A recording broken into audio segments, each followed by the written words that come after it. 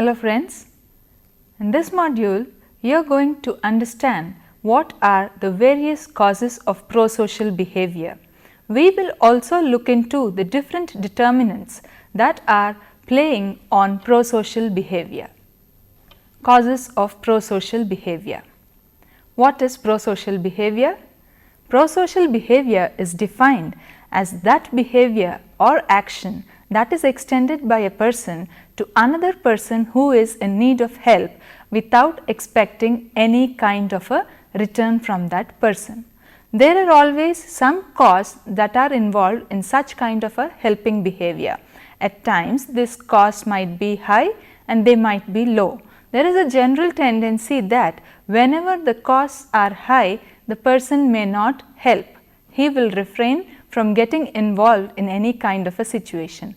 But when the costs of helping are low, he is bound to offer help to the distressed person. Because he has to stay in the society, he will offer this help. So, prosocial behavior is offered without any expectation of reward. Our main effort here is to understand the causes behind such kind of prosocial behavior. Prosocial behavior is exhibited by people as they are social beings. They have to build relationships with the others in the society.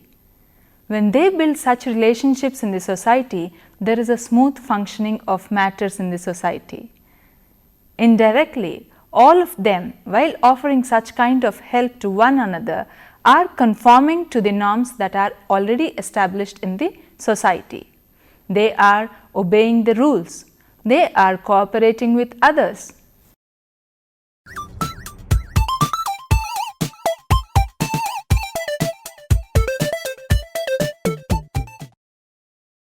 What is another main reason that causes prosocial behavior in people?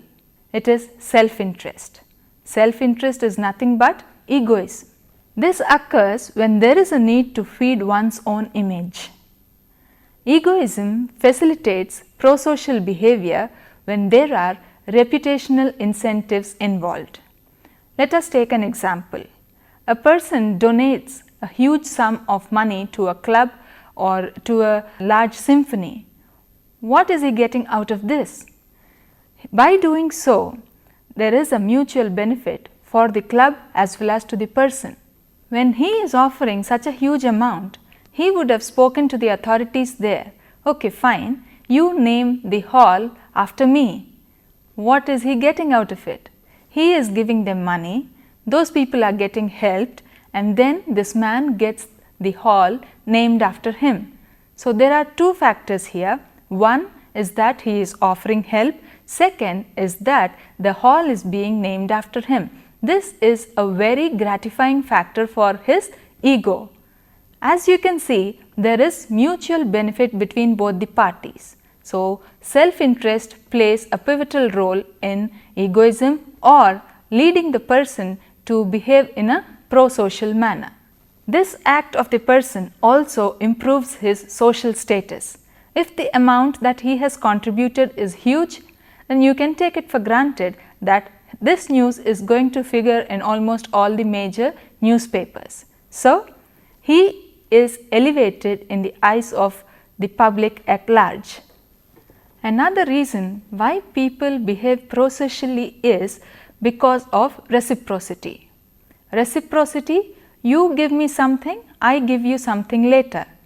So, in this, people exhibit prosocial behavior with the basic premise that if I help you today, tomorrow there is every chance that you will help me. So, majority of the people in the society offer help on this kind of a principle. What is another cause of prosocial behavior in people? Conformity. What do you mean by conformity?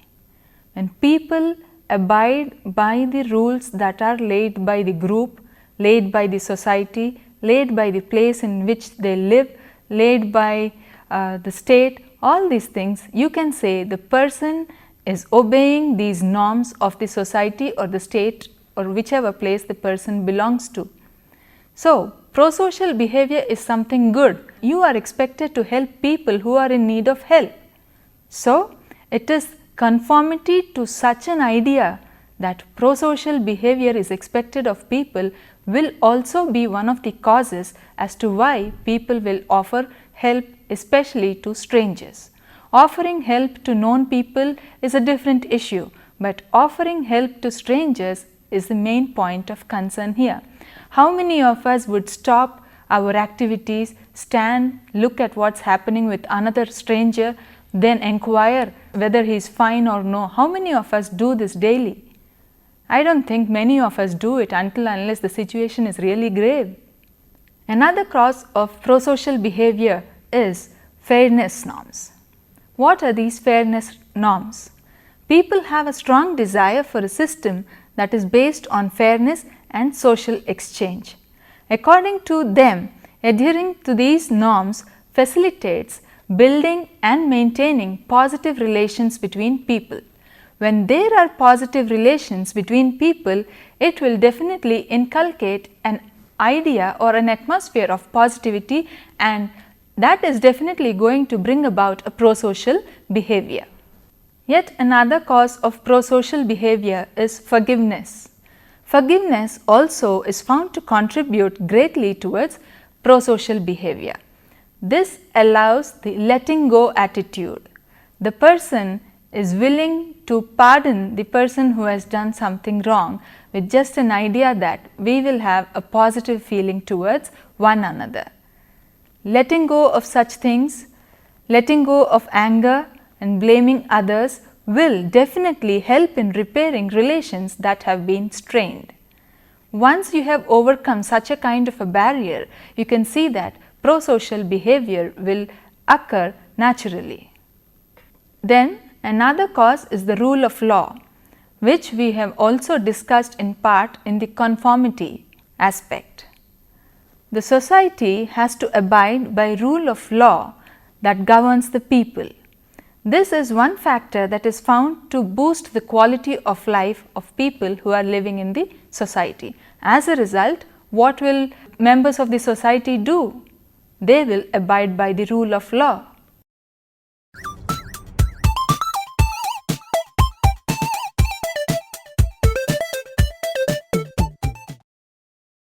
We have just now tried to understand what the causes of prosocial behavior were.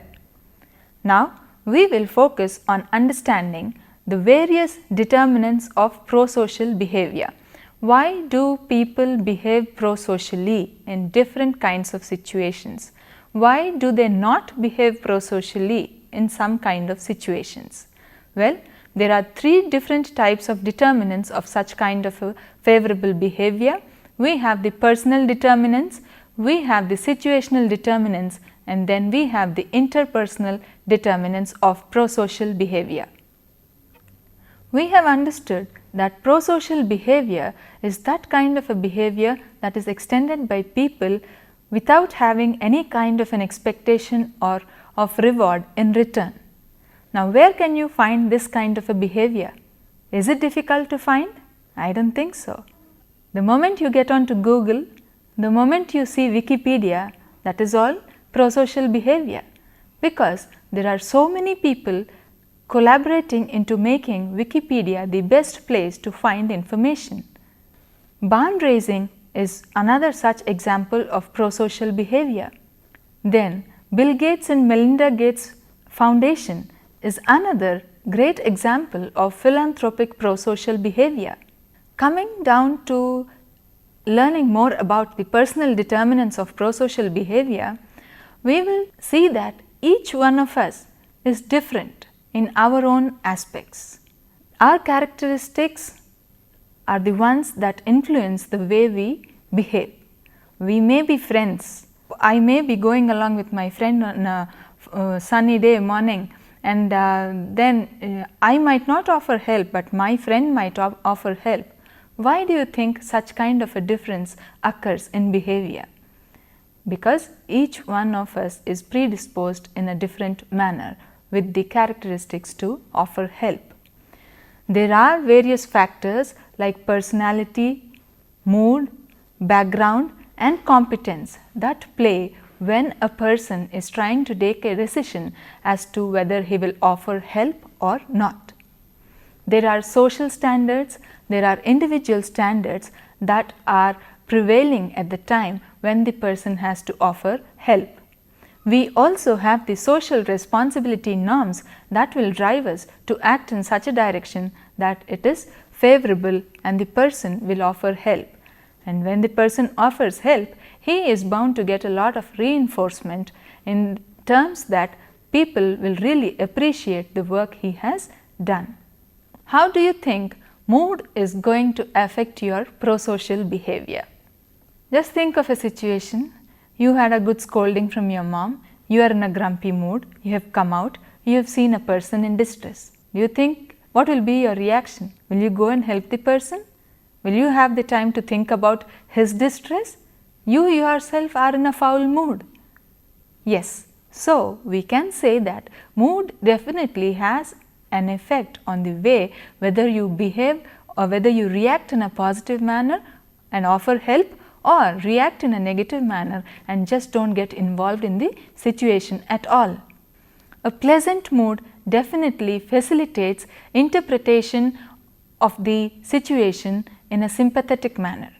When you are sympathetic to a person, there is always a chance that you will offer him help.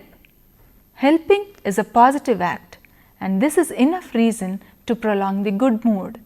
So, you are having a pleasant mood, you help someone, and by helping someone, your mood gets better. You feel good about your own self. Good mood therefore increases self-attention, which in turn leads to behavior in accordance to the values and beliefs that you hold. You have been taught that helping others is good. Your mood is good. You help others. So, your values and beliefs are further strengthened out of such kind of a behavior. What about the negative moods? It doesn't mean that you have a foul mood and you don't help. At times, there are also situations where even if you are in a negative mood, you are more than willing to help. Why? Because you want to bring yourself out of that bad mood. You want to bring your own self out of distress.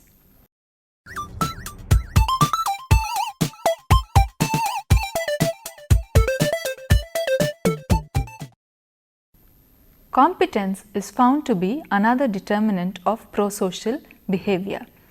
You are in a situation where a person is in distress and he needs help. If you think you possess the skills and are capable of giving him the required help, then there is definitely bound to be prosocial behavior. So, all those people who are high in the relevant skills are definitely going to provide help to the victims than those people who are doubtful about their own competency levels. Familiarity with the situation also brings about prosocial behavior. When there is ambiguity, when you do not know what has to be done, definitely you will not take a step forward to help the person in distress.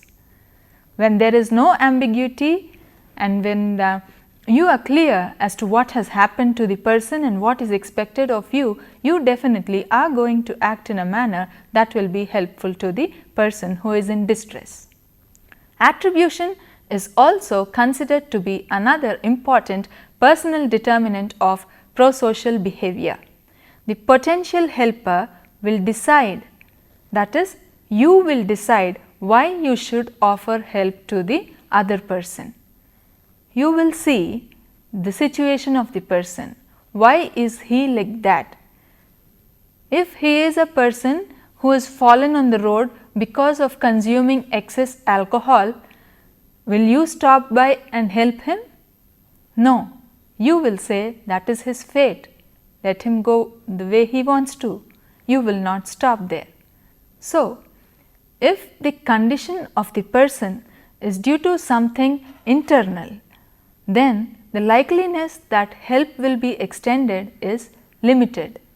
But if you understand that the result of the person is because of some external factors, it is because of an accident, it is because of someone has mugged him up and he has fallen like that, definitely you will help, and if possible call the others also to offer help.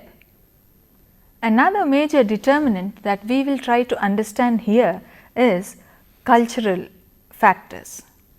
Does culture play an important role in determining the kind of prosocial behavior that will be exhibited by people? People are more likely to help those members who are there in their in-group rather than help people who are members of the out-group. You are bound to help those people who belong to your culture, who follow your tradition, than help those people who do not follow your culture and tradition. This is the kind of behavior that has been observed in general also. The same holds good for collectivist cultures too. People are more likely to offer help to people who belong to their culture and do not help those people who hail from other cultures. Let us try to understand what role does gender differences play in prosocial behavior. How do men behave towards strangers when offering help? How do women behave when offering help to strangers? Do women offer help to strangers at all? Let us take a look. Research has shown that men were more likely to behave prosocially in chivalrous and heroic ways. Women were more likely to behave prosocially in nurturant ways. Men are more likely to help in dangerous situations, and women are more likely to help in those situations where there is no threat at all, and they are more willing to offer help to their neighbors or an elderly relative rather than taking risk by offering help in dangerous situations. Men were more likely to help women than women helping men. Women were found to receive more help from men, and they were also the ones who sought more help than men. Batson identified 4 aspects that cause prosocial behavior in people. First one is egoism. Here the person helps and benefits out of helping. He gets something and he is also helping the other person. His self is satisfied in the process. Second one is altruism. Here the person offers help to the person in need without expecting any kind of a return. Third one is collectivism, where helping benefits only those people who are there within the group. Then we have the principalism, where people help because there is a moral imperative that is involved behind helping. Social norms and social pressures have been found to be the major causative factors of prosocial behavior. Honor is also found to be strongly associated with prosocial behavior, but at the same time shame is associated with selfish behavior. So, people who are generally looking out to elevate themselves in the society or want to have some more self-worth will definitely engage in prosocial behavior than in antisocial behavior. Introspection also is considered to be one of the main factors that will bring about prosocial behavior in individuals. Internal thinking, introspecting of what he has done in a particular situation, assessing whether it is good or bad, it is positive or negative, will make a person realize whether his action was right or wrong. This analysis of his own self will probably direct him in a direction that is more favorable or preferred by people in the society.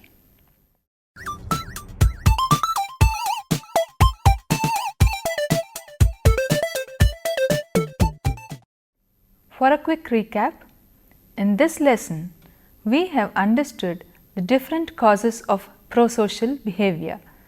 We understood that people wanted to maintain some kind of an equilibrium to ensure that there was smooth running in the society, smooth running between themselves. So, whether it was a stranger or a known person, they did not hesitate to offer any kind of help.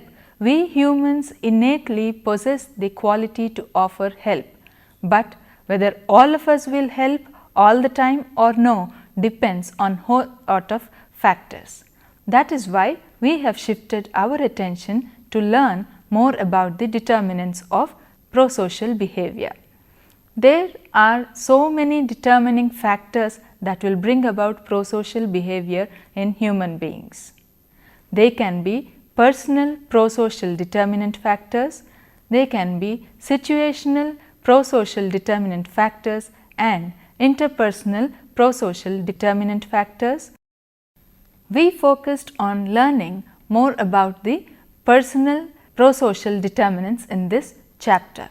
We understood that there were different individual characteristics that were responsible while we offered help to people in distress, and out of them mood was one of the major players that either acted in such a way that you went, sympathized with the person and offered him help, or you just backed out of the situation. Then we had the competence levels. Higher the skills a person possessed, more was the likeliness that he would go and offer help in a particular situation. If the person felt incompetent, he did not get himself involved in the helping process at all. Then there was the attribution factor we looked into. You will first analyze why the person is in a state of distress. If it is because of his internal mechanism of something, because he has done wrong with himself, then you are never moved to offering help. For example, if a person is a drug addict or an alcohol and falls on the road, hurts himself, you will say that was his fault, he drank, he got drunk and he fell like that. Why am I supposed to cut short my activity? Why am I supposed to go all out of my way and help him? So, it is conformity and then attribution that will act on your mind and help you decide whether you will offer help or not. We have also seen the role culture plays. We have also seen the role gender plays on influencing prosocial behavior. And what did we conclude finally? We said that men were more helpful. Men were helpful in their own heroic ways, in their own chivalrous ways. Women were helpful in their nurturant ways. It is not that women do not help at all, but women do offer help, but in a more safe and secure manner, because they are not the adventurous kind like the men.